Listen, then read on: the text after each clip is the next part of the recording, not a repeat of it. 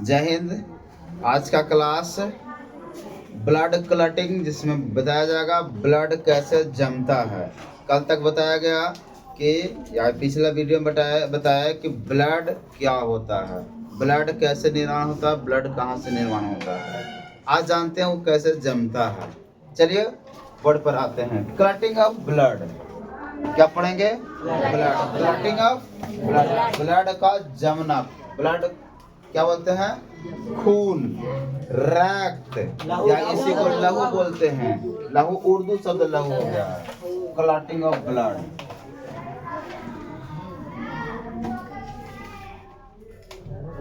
Clotting of blood, रक्त का जमना, रक्त का जमना।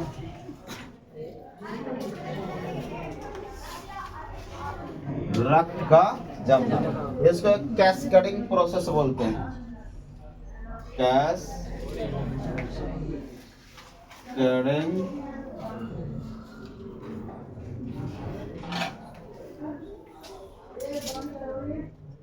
प्रोसेस बोलते हैं। प्रोसेस, पता नहीं गलती लिखा है सही लिखा है। Cascading process. चलिए, रक्त के जमने की क्रिया को कैस्केडिंग प्रोसेस कहते हैं। ये रक्त का जमना होता क्या है, सबसे पहले जानेंगे रक्त का जमना होता क्या है। जैसे देखिए कहीं कट गया, हाथ कट गया, शरीर का कोई अंग कट गया, अंग नहीं कहीं अंग कट जाएगा। अंग का मतलब हाथ है, का अंग कट गया तो बर्बाद हो जाएगा। कोई स्किन कट गया, हल्का सा कहीं कट गया, तो ब्लड निकलते रहता है। अब ब्लड जब लगातार निकल रहा है, लगातार निकल रहा है, छोड़ दीजिएगा तो धीरे करके वो जम जाएगा। तो ऊपर वाले भाग में जो जम करके पापड़ी बन जाता है, वही पापड़ी की क्रिया जो होता है, पापड़ी बनने की क्रिया ही क्या कहलाता है? जमना कहलाता है। ब्लड जो पापड़ी बन जाता है, जम जाता है, वही उसको ब्लड का जमना कहते हैं। ये होता कैसे है? जैसे बहुत पहले पढ़ते होंगे आप लोग कि ये विटामिन के की कमी के कारण, विटामिन के की वजह से क्या होता है? जमता है। भाई हाँ, विटामिन के होता है, लेकिन और बहुत ऐसे प्रोसेस इसमें होते हैं। इनका स्टेप 4 होते हैं। कितने? 4 स्टेप में जमता है। सबसे पहला स्टेप क्या होता है? जैसे हमारे शरीर में जो ब्लड होता है, ब्लड में हम बताते हैं ब्लड 2 प्रकार के। सबसे पहले प्लाज्मा और एक बोलते थे रुधिराणु। प्लाज्मा 2 प्रकार से, 2 प्रोटीन उसका था, फाइब्रिनोजेन और एक था प्रोथ्रोम्बिन, है ना? प्रोथ्रोम्बिन। और इस तरफ आए थे, रुधिराणु में आए थे, तो रुधिराणु 3 प्रकार के, आरबीसी, डब्ल्यूबीसी, प्लेटलेट बोले थे। आरबीसी को एरिथ्रोसाइट्स, डब्ल्यूबीसी को ल्यूकोसाइट और थ्रोम्बोसाइट बोले थे प्लेटलेट को। जब कहीं कट जाता है, कोई अंग में या किसी जगह पर कट जाता है, तो जो ब्लड के रुधिराणु में उपस्थित थ्रोम्बोसाइट यानी प्लेटलेट है ना, प्लेटलेट यानी थ्रोम्बोसाइट,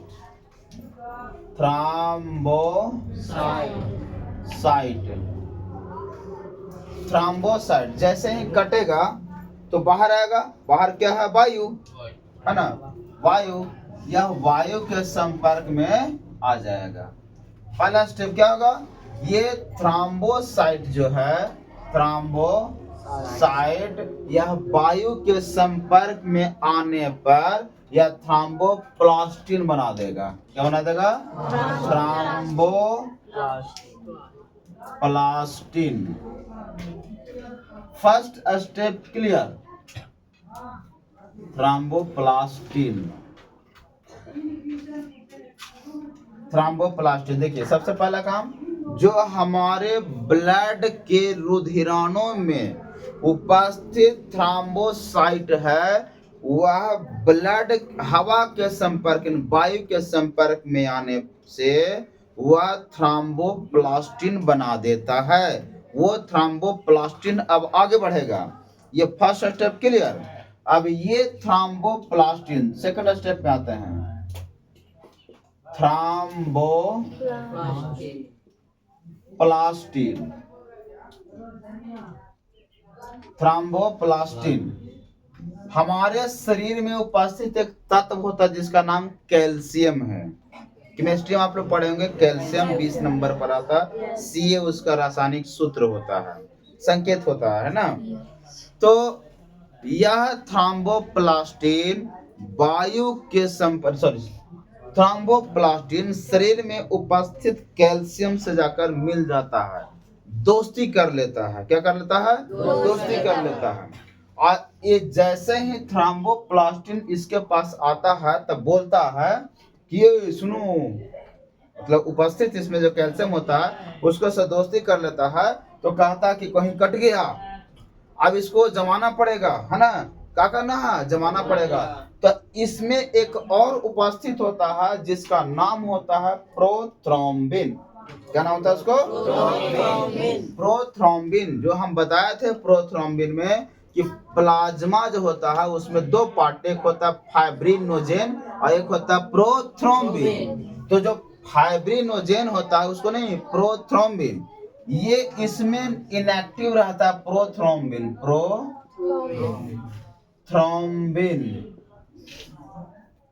इनएक्टिव रहता है। इनएक्टिव मतलब इसका कोई काम धाम नहीं रहता है। लेकिन जब जैसे ही जानता है थ्रोम्बोप्लास्टिन कैल्शियम से जैसे मिला, ये कहता है कि ये चाचा उठा।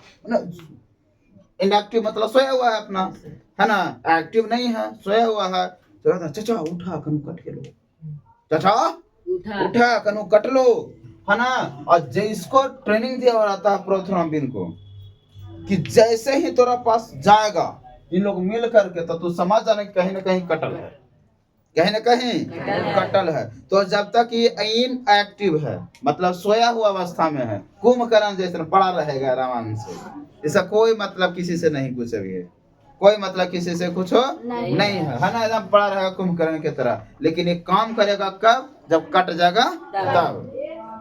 तो जैसे ही इसको ट्रेनिंग दिया हुआ है कि बेटा जैसे ही तेरे पास कोई जाएगा तो समझ जाना कि तुम कहीं ना कहीं कट गया है।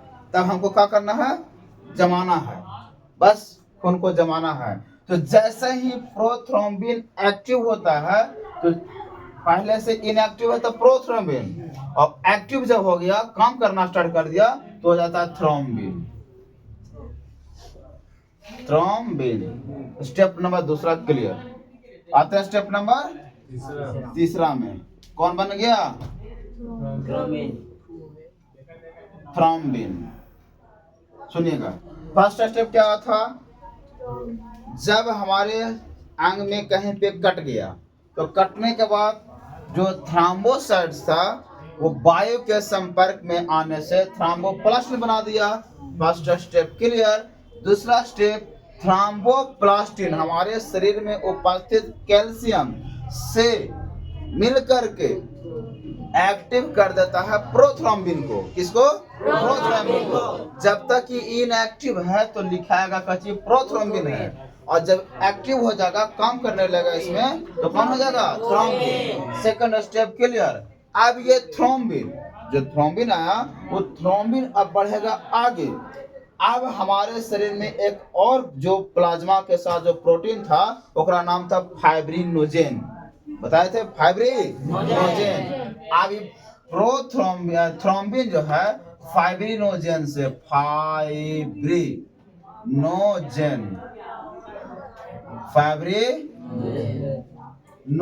से मिल करके बना देता फाइब्रिन। क्या बनाता है? फाइब्रिन। देखिए, अब देखिएगा ध्यान से, यहाँ पे स्टार्ट देखिए। थ्रोम्बिन और एक हो गया कौन सी? फाइब्रिनोजेन।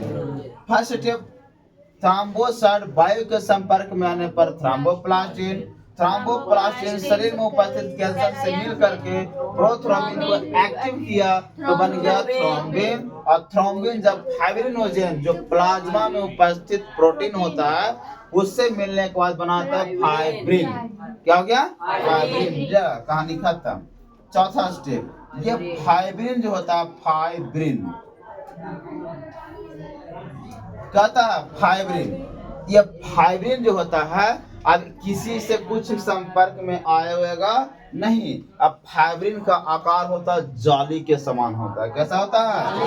जाली के समान होता है। जाली, जाली के समान। जाली देखें, जाली नाली में लगाते हैं, जाली है ना, नाली में लगाते हैं जाली, है ना। तो देखते होंगे कि जाली जब नाली में लगा देते हैं तो उधर से आ रहा है चीज, तो पानी वाला चीज है तो भाई पार हो जाएगा। लेकिन आया कुछ मोटा चीज आ गया, अटक गया, और मोटा चीज आया, अटक गया, फिर मोटा चीज आया, अटक गया, फिर मोटा चीज आया, अटक गया। यानी अटकते अटकते ऐसा स्थिति एक दिन आएगा कि उसको पानी पार न हो जाए। पनिया तक रोक देगा, रुकता है? पानी भी नहीं पार होने देगा। पता चला कि उसको जो जाली में अटक गया है उसको हटा दो, फिर पानी पार होना स्टार्ट। बस जब जाली बना दिया, फाइब्रिन जो होता है खुद एक जाली के समान होता है। इसका आकार कैसा होता है? जाली के समान होता है। अब इसमें आ गया कौन? आरबीसी आ गया, डब्ल्यूबीसी आ गया, प्लेटलेट आ गया, सब जाके फंस गया, एक करे में फंस गया। अब फंस गया तो यहाँ पर क्या बन गया? थक्का। क्या बन गया? थक्का। ब्लड जम गया, है ना। अब पता चला कि थोड़ा देर के बाद इधर थकवा बना ला, कबार दो, फिर से चालू हो गया ब्लड, है ना। इसको क्या करिए? कबार दीजिए, फिर से चालू हो गया ब्लड, ठीक ना। तो ये जो होता है आरबीसी, डब्ल्यूसी, प्लेटलेट जो भी अंदर से आते रहता है ब्लड के साथ, सब के सब क्या होता है? सब के सब जम जाता है। सब क्या हो गया? थक्का। और यहाँ पे ब्लड क्या हो गया? थक्का जम गया। क्लियर हो गया? अब बोलेगा, देखिए इसमें ये प्रोसेस समझ गए हैं? फिर से एक बार दोहराया जाए। क्लॉटिंग ऑफ ब्लड, इसको कैस्केडिंग प्रोसेस बोलते हैं, ठीक ना। तो पहला काम, हमारे जो ब्लड के रुधिराणु में थ्रोम्बोसाइट, ब्लड के रुधिराणु में थ्रोम्बोसाइट जिसको प्लेटलेट बोलते हैं, थ्रोम्बोसाइट वायु के संपर्क में आने पर थ्रोम्बोप्लास्टिन बना देता है। फिर थ्रोम्बोप्लास्टिन शरीर में उपस्थित कैल्शियम से मिलकर प्रोथ्रोम्बिन को एक्टिव करके थ्रोम्बिन बना देता है। थ्रोम्बिन हमारे शरीर में उपस्थित प्रोटीन, प्लाज्मा में उपस्थित, हमारे शरीर के ब्लड के प्लाज्मा में उपस्थित प्रोटीन से मिलकर फाइब्रिन बनाता है। प्रोटीन कौन हो गया? फाइब्रिनोजेन हो गया। इस फाइब्रिनोजेन से मिलकर क्या बनाता है? फाइब्रिन बनाता है। अतः फाइब्रिन की आकार जाली के समान होता है, जिसमें आरबीसी, डब्ल्यूबीसी, प्लेटलेट फंस जाता है। अतः अंदर से दूसरा ब्लड बाहर नहीं आ सकता है। इसी क्रिया को हम थक्का कहते हैं और इंग्लिश में कैस्केडिंग प्रोसेस कहते हैं। अब बात करें, अब देखिए इसमें क्या क्या आ गया जो, अब सुनिएगा। अब बोलेगा क्वेश्चन, सवाल तुम लोग से कर देगा क्वेश्चन। पहला क्वेश्चन बोलेगा कि कौन सा रुधिराणु काम करता है ब्लड को थक्का जमाने? कौन सा रुधिराणु बताइए तो? रुधिराणु, कौन सा रुधिराणु काम किया बताइए? और रुधिराणु थ्रोम्बोसाइट में है जी, नहीं बोले अभी, हम जस्ट बोले ना कि हमारे रुधिराणु में उपस्थित थ्रोम्बोसाइट, तो रुधिराणु कौन हो गया?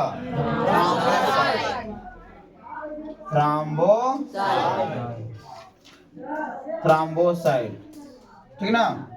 यदि क्वेश्चन कह देगा कि हमारे ब्लड को थक्का जमाने में किस रुधिराणु का काम आता है, कौन काम आता है रुधिराणु का, तो थ्रोम्बोसाइट। यदि बोल देगा कौन सा तत्व होता है, तो बताइए तत्व कौन सा था?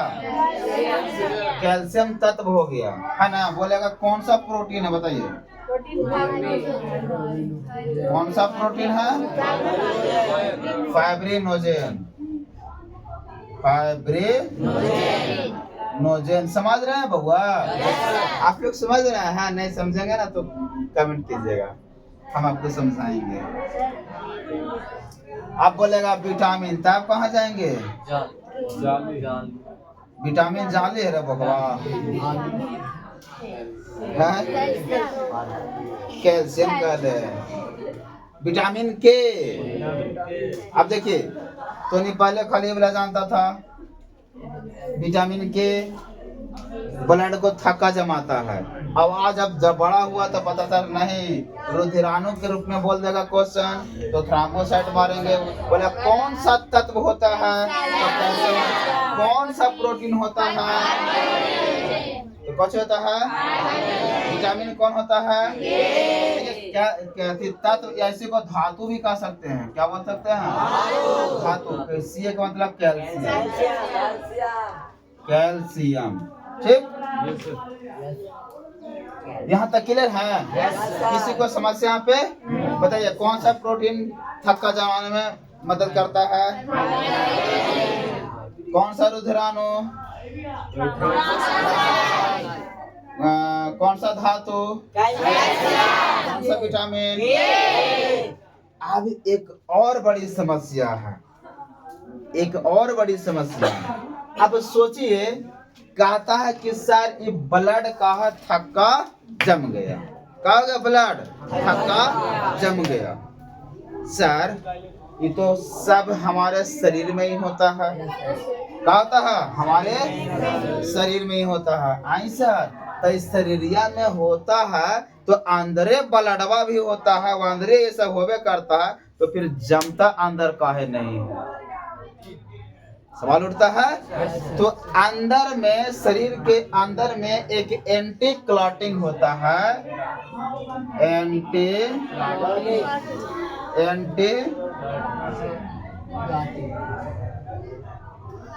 एंटी क्लॉटिंग एक होता है जिसका नाम है हिपेरिन। हिपेरिन। अब सुनिए इसकी कहानी, ठीक ना? इसकी कहानी एंटी क्लॉटिंग जिसका नाम हिपेरिन, ये भी हमारे शरीर में होता है। देखिए, लीवर जानते हैं? लीवर, लीवर से ही हुआ कुछ प्रोथ्रोम्बिन,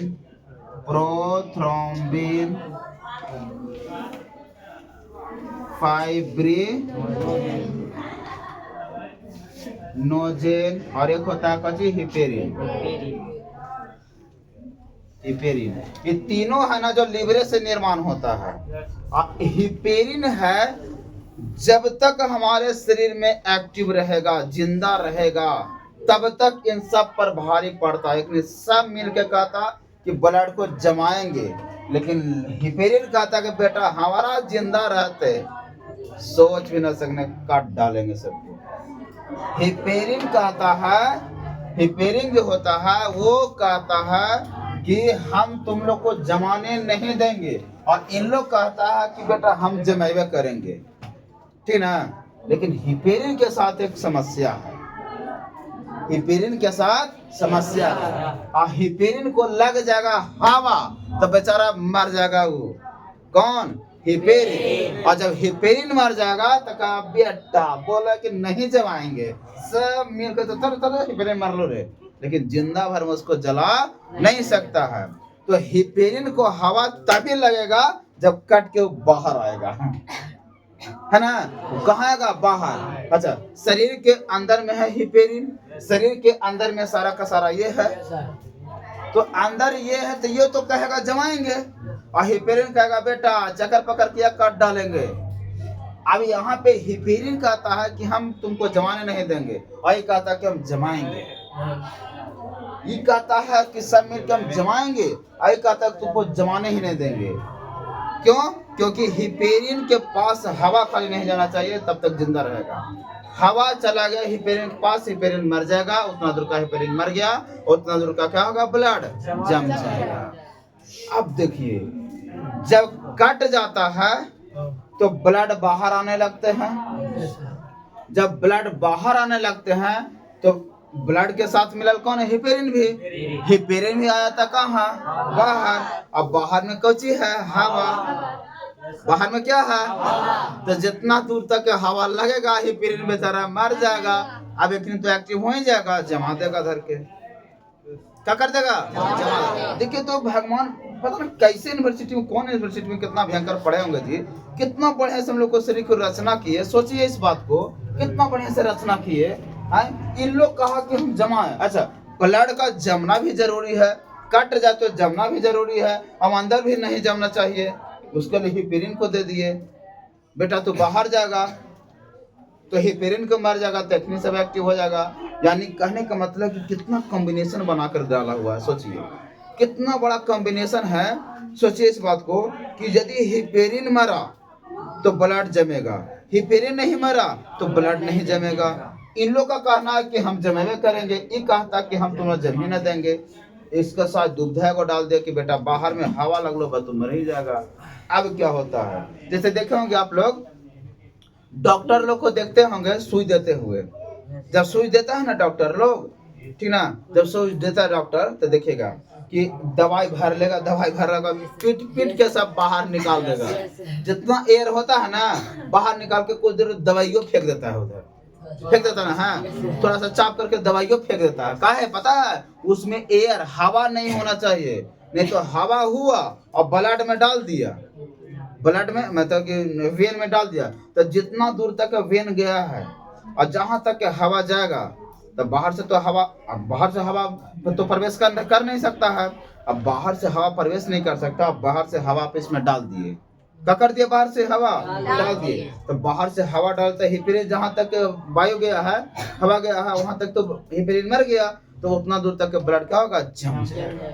जम जाएगा तो जमने के बाद क्या होगा स्थिति, वो दर्द देगा, फूल जाएगा, है ना। ये नस यहाँ पर के बड़ा है, मोटा है, तब ना यदि यही चीज ब्रेन में हो जाए, पता है ये जो हवा इसमें तो ब्लड जम गया और ब्लड का रफ्तार कितना 120 रहेगा और 80 आने का, 80 आने का और जाने का कितना, और इतना का स्पीड जब मारेगा बाबू तो सोचो कि कहाँ दर्द देगा कि नहीं देगा, दर्द देगा।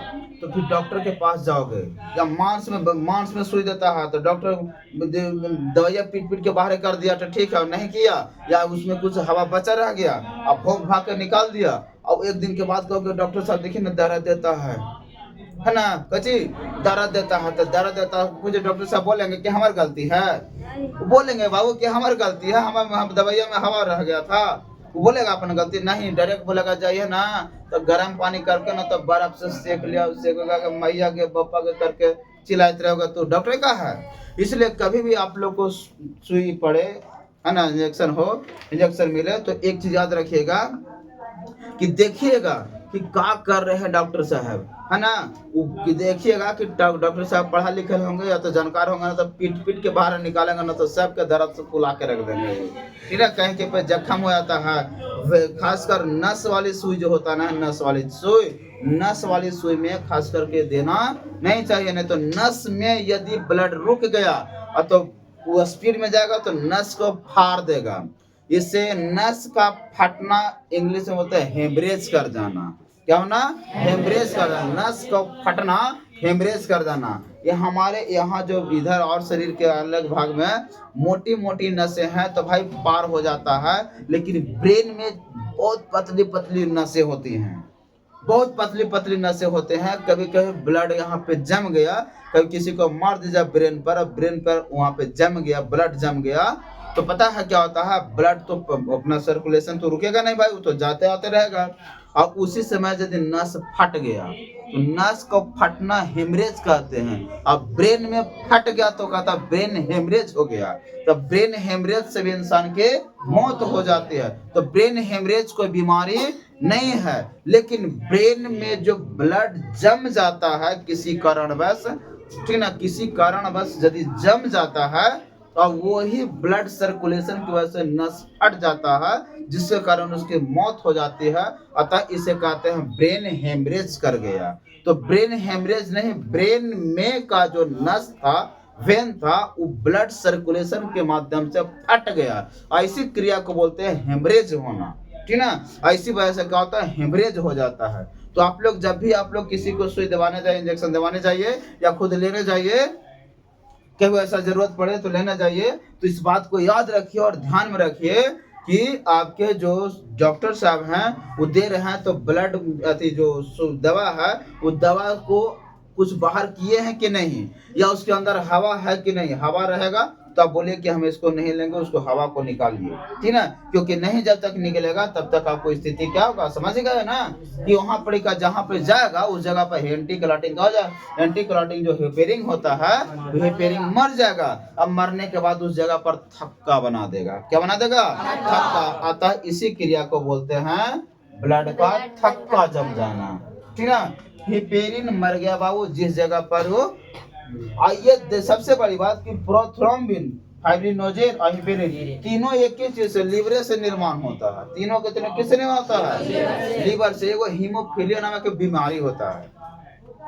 इंग्लैंड की महारानी से स्टार्ट हुआ था ये बीमारी, ठीक ना। हीमोफीलिया जिसको बीमारी हो जाएगा ना बाबू, जिसको बीमारी हो जाएगा ना, तो इस जो सिस्टम है ना, वो जमाने वाला सिस्टम में नहीं रहेगा। वो जमता नहीं है। यदि कट गया ना तो ब्लड निकल रहा था, निकल रहा, जमेगा ही नहीं। वो जमता नहीं, ब्लड जमता ही नहीं है, ठीक ना। ब्लड जमेगा नहीं, सब के सब ब्लड बाहर आ जाएगा फिर, ठीक ना। तो ये हीमोफीलिया इंग्लैंड की महारानी से स्टार्ट हुआ था ये, समझे। तो ये हुआ पूरा ब्लड क्लॉटिंग के बारे में, पूरा का पूरा कंप्लीट हो गया है ना। तो एक बार रिवीजन किया जाए, ठीक ना। चलिए सब लोग बताएंगे, आप भी थोड़ा बताएंगे कि ब्लड होता क्या है, या कैसा उत्तक है? तरल संयोजी उत्तक है। इसकी ये कैसा विलयन है? तो कोलाइडी विलयन है। ब्लड का पीएच मान कितना होता है? 7.4 होता है। यह क्षारीय होता है कि अम्लीय की उदासीन होता है? यह क्षारीय होता है। ब्लड का निर्माण कहाँ होता है? दो जगह। जब भ्रूण है तो लीवर में, और जब वयस्क हो गया तो क्या होगा? अस्थि मज्जा। अस्थि मज्जा जो हड्डी के बीच वाला जो भैरू भाग होता है ना, उसको बोलते हैं अस्थि मज्जा बोलते हैं, है ना। चलिए बताइए कि ब्लड कितने प्रकार के होते हैं? दो प्रकार के, एक प्लाज्मा और एक रुधिराणु। प्लाज्मा लगभग 55 से 60% होता है, और ब्लड में सबसे ज्यादा मात्रा किसकी होती है? तो प्लाज्मा की होती है। रुधिराणु, ब्लड प्लाज्मा में कितने प्रोटीन? दो। कौन कौन? एक फाइब्रिनोजेन और एक प्रोथ्रोम्बिन। फाइब्रिनोजेन और प्रोथ्रोम्बिन को यदि प्लाज्मा से निकाल दिया जाए तो उसका कलर कैसा होता है? पीला हो जाता है। अतः वो उसमें जो सीरम होता है बचता, उसको क्या होता है? सीरम बोलते हैं। रोगियों की जांच, रोग की जांच किससे? सीरम से की जाती है ना। सीरम से की जाती है। रुधिराणु की बात करते हैं। रुधिराणु मुख्यतः 3 प्रकार के होते हैं। आरबीसी, डब्ल्यूबीसी, प्लेटलेट होता है। आरबीसी को एरिथ्रोसाइट, डब्ल्यूबीसी को ल्यूकोसाइट, प्लेटलेट को थ्रोम्बोसाइट, ठीक ना। ये क्या होते हैं? 3 होते हैं। अब आरबीसी की बात करते हैं। आरबीसी का जीवन काल 120 दिन का होता है। इसकी संख्या 50 लाख से भी अधिक होता है ना। हालांकि 5 मिलियन होता है ना। लाल रक्त कण का आकार गोल होता है। इसमें लाइसोसोम नहीं होता है। इसमें केंद्रक नहीं होता है ना। हाँ, केंद्रक नहीं तो इससे डीएनए की जांच नहीं की जा सकती। बाकी और से खून से, थूक से, बाल से, जीभ से, नाखून से आप डीएनए जांच कर सकते हैं, लेकिन ब्लड के आरबीसी से जांच नहीं कर सकते हैं, क्योंकि आरबीसी में क्या होता है? केंद्रक नहीं होता, इसलिए आप उसको से डीएनए जांच नहीं कर सकते हैं। यदि हम डब्ल्यूबीसी में आते हैं तो डब्ल्यूबीसी का आकार अनिश्चित हो जाता है ना। इसमें केंद्रक होता है, अतः डब्ल्यूबीसी हम रोगों की जांच, डीएनए की जांच कर सकते हैं। डब्ल्यूबीसी रोग से लड़ने का काम करता है, रोगाणुओं से लड़ता है। डब्ल्यूबीसी रोगाणुओं से लड़ता है। प्लेटलेट, डब्ल्यूबीसी की संख्या कितना होता है? 10,000 होता है। और क्या बोलते हैं उसको? प्रकार होता है कच्ची होता है।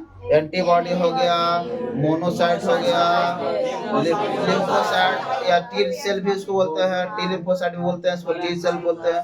टी क्या आकार का होता है? इसलिए टी लिम्फोसाइट, टी सेल कहते हैं इसको, है ना। बेसोफिल हो गया, न्यूट्रोफिल हो गया, इशोनोफिल हो गया। फिर प्लेटलेट की बात करते हैं तो इसका लगभग संख्या 2 लाख होता है। कितना होता है? 2 लाख होता है। इसका जीवन काल 7 दिन का होता है ना।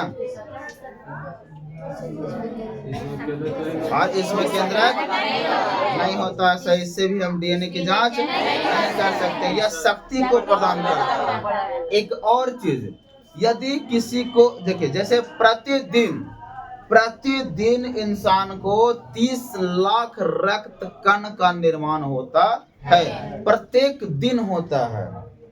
आज भी हुआ, कल भी हुआ, आपको सबको होता है, प्रत्येक दिन होता है, ठीक ना। लेकिन यदि आपको एक्सीडेंट में ब्लड ज्यादा निकल गया, एक्सीडेंट हो गया, किसी कारणवश ब्लड निकल गया है, अच्छा 30 लाख जितना रक्त कण का निर्माण होता है लगभग उतना ही रक्त कण प्रतिदिन नष्ट भी होता है, ठीक ना। क्या होता है? नष्ट भी होता है। इसलिए यदि कभी आप ब्लड डोनेट कर देते हैं, कहीं किसी को ब्लड आप डोनेट करते हैं, तो जब ब्लड डोनेट करते हो तो आपके शरीर से ब्लड निकल गया, तो जो अब जब ब्लड निकल गया है, अब ब्लड प्रतिदिन कितना 30 लाख रक्त कण लगभग बन रहा है, तो जो बन रहा है उतना नष्ट भी हो रहा है। तो जो ब्लड बाहर आ गया है तो नष्ट होने वाली क्रिया है जो क्या होगा? नहीं होगा। अब पहले वो भरपाई करेगा, जो ब्लड कमी है वो ब्लड को क्या करेगा? भरपाई करेगा। जैसे मान लेते हैं कि 250 ml निकाल लिए, ब्लड 250 ml का कर दिए, अब प्रत्येक दिन 30 लाख रक्त कण का निर्माण होता है, मानते 5 ग्राम हो रहा है, 5 ग्राम प्रत्येक दिन हो रहा है, प्रत्येक दिन मतलब 5 ग्राम ब्लड बढ़ रहा है। तो ये 5 ग्राम बनते बनते जब तक 250 ml तक नहीं पहुंच जाएगा तब तक जो मरने की जो क्रिया होता है ब्लड का, वो क्रिया नहीं होगी, वो क्रिया नहीं होगी, समझे? हाँ, तो ब्लड डोनेट करने से किसी को लॉस नहीं होता है ना। मानसिकता बैठा लेते हैं कि हमको ब्लड डोनेट किए हैं, हमको कमजोरी हो जाएगा, हमको ऐसे हो जाएगा, वैसे हो जाएगा, कुछ नहीं होता है, ठीक ना, कुछ नहीं होता है, ठीक ना। बस कुछ पल के लिए लगेगा आपको माइंड में कि हाँ ऐसे ऐसे हो गया है, लेकिन अभी आपको किशोरावस्था, इस अवस्था में ब्लड डोनेट नहीं करेंगे। जब यौनावस्था 20 वर्ष से ऊपर हो जाएंगे तो आप ब्लड डोनेट कर सकते हैं। रक्तदान महादान होता है, सबसे बड़ा दान रक्तदान होता है। आज तक हम भी ब्लड डोनेट कर चुके हैं, कई बार डोनेट किए हैं, ठीक ना। तो इसका शिविर भी लगता है, आप ब्लड डोनेट कर भी सकते हैं, लेकिन अभी नहीं। किशोरावस्था जब कंप्लीट हो जाएगा तो अभी इस अवस्था में बॉडी बनाइए, पूरा शरीर को मजबूत रखिए। अभी फिलहाल आरबीसी डब्ल्यूबीसी प्लेटलेट को सही कीजिए और उसके बाद पढ़ाई कीजिए। पढ़ाई करने के बाद आगे जाइएगा, फिर बढ़िया बढ़िया चीज़ खाइए पीजिए, उसके बाद ब्लड डोनेट करना जो भी करते रहिए, कोई दिक्कत नहीं, किसी को कोई दिक्कत नहीं। यदि आपको समझ में आया हो तो चैनल को लाइक कीजिए, सब्सक्राइब कीजिए, शेयर कीजिए और कमेंट करना ना भूलें, ठीक है। नहीं समझ में आया तो कमेंट करें, हमेशा आपको वेलकम है आपका जीएस कोचिंग सेंटर में। चलिए अब इसको स्क्रीनशॉट आप ले लीजिए।